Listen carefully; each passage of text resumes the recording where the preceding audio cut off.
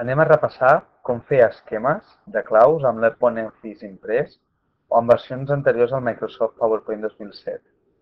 Per això necessitem una diapositiva en blanc i en aquesta diapositiva escrivim un text.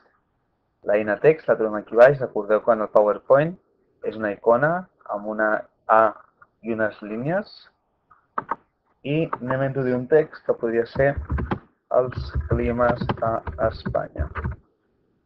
Un cop tenim el text posat, el podem seleccionar. Recordeu que tot el que quedi a dins del requadre quedarà seleccionat.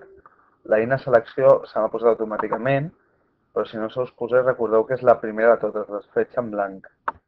Seleccionem i ara li podem canviar, si volem, la mida. Podríem posar una 28 i la lletra podríem canviar-la per aquí que ens agradés. Amb la icona de girar podem posar el text de manera vertical. I amb les fletxetes del teclat, recordeu que podeu moure el text per tota la diapositiva, per tot el full en blanc. En el PowerPoint, quan vosaltres seleccioneu un objecte, apareix una rodoneta verda a dalt que ja ens permet directament girar sense necessitat de fer servir cap altra icona. Anem a introduir l'esquema. Recordeu que el tenim aquí baix. En els que tingueu el PowerPoint posa autoformes. Apretem el triangulet del costat i aquí tenim l'esquema. Per no haver d'apretar cada vegada que vulguem fer un esquema aquí, si us ve de gust i preferiu, podeu treure aquesta barra d'eines a un lloc on us estigui més a l'abast. Per tant, jo ara ja tinc la barra d'eines fora, agafo la clau de l'esquema, la dibuixo i començo a introduir el text.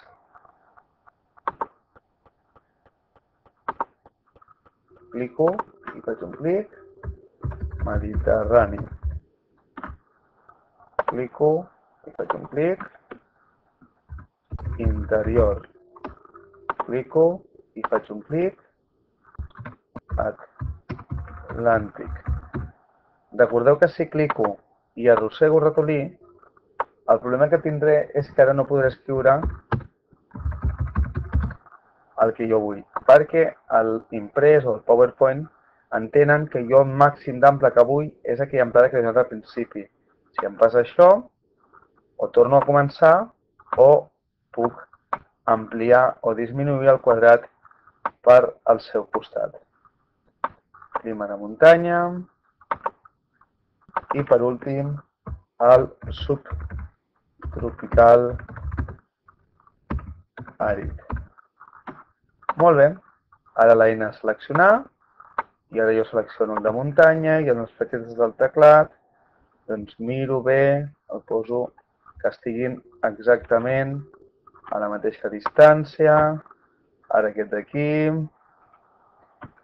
puc fer que quedi bé. Una altra manera és dibuixar una línia recta que després eliminaré. D'aquesta manera jo puc posar tots els noms a la mateixa distància de la línia i que em quedi l'esquema centrat.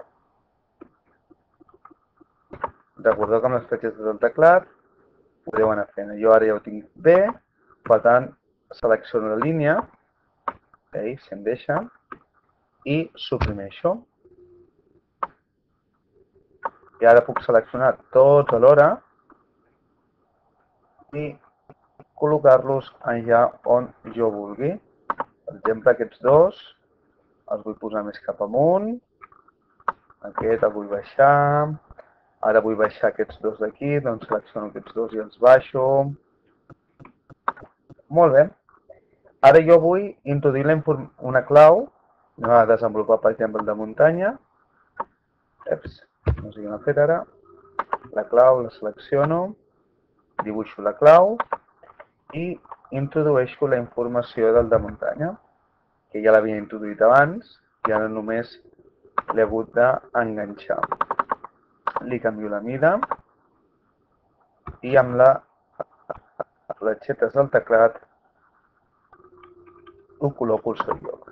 Veieu ara subtropical àrid, em queda massa baix, massa amunt, l'haig de baixar, amb la fletxeta del teclat el baixo. Si jo volgués pujar tot aquest text, amb el teclat pujaria. Si ara volgués canviar la mida només a aquest text, selecciono aquest text i puc canviar la mida al format caràcter, dir-li 14, a veure, molt bé. Anem a obrir un altre parèntesis, veig que em fa una línia, suprimeixo, torno un altre clau aquí, a veure si ara me la deixa fer bé. Ara. Mireu, ja he vist l'errada, en el PowerPoint no passa. Si jo vaig recte, em fa una recta. Si jo obro, em fa aquesta clau més gran, més ampla. Val? Poso aquesta, aquí, la puc fer més baixa, i ara introdueixo la informació. La T, un clic a la T, un clic a la part baixa, recordeu, això és molt gran, mida, comptes de 18, aviam si de 14, podríem posar 12, que és més petita. En paper, mida 10-12 es llegeix bé. Si és sobre pantalla, sembla que sigui petit, però si en el cop que ho imprimim, això ja queda bé. Amb 10-12, el més normal és 12, però 10 també és acceptable. A la part baixa, 2 punts, escriuria tot el que s'ha d'escriure, muntanya mitjana, 2 punts, escriure el que s'ha d'escriure, muntanya alta, el mateix, i més de 2.000 metres, mestres o metres, punts suspensius, ja escriuré la informació. I així aniria fent el meu esquema. Recordeu que ara un cop tingui feta la informació, jo puc decidir seleccionar la clau. Recordeu, tot el que quedi enquadrat a dins quedarà seleccionat. Com que només estic seleccionant la clau, per molt que jo faci això així, només hi ha la clau a dins, cap problema. Només quedarà seleccionada la clau.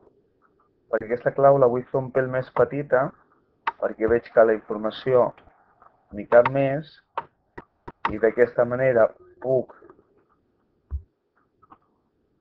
apretar tot allò. Ara no em selecciona vegetació. Perquè vegetació és del text abans. Vale. Vaig a suprimir un enter, a veure si ara un pèl just queda, però això em permet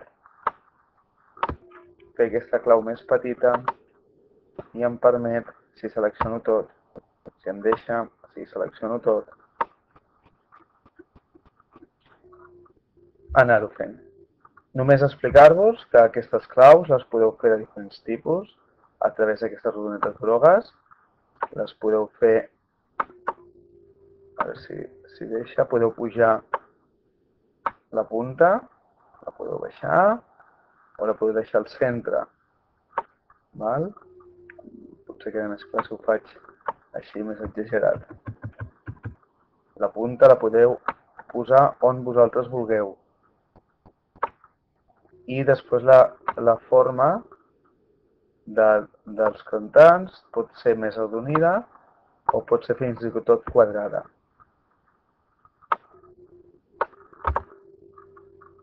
Com vosaltres us agradi més. Doncs fins aquí com es fan esquemes de claus amb l'imprès.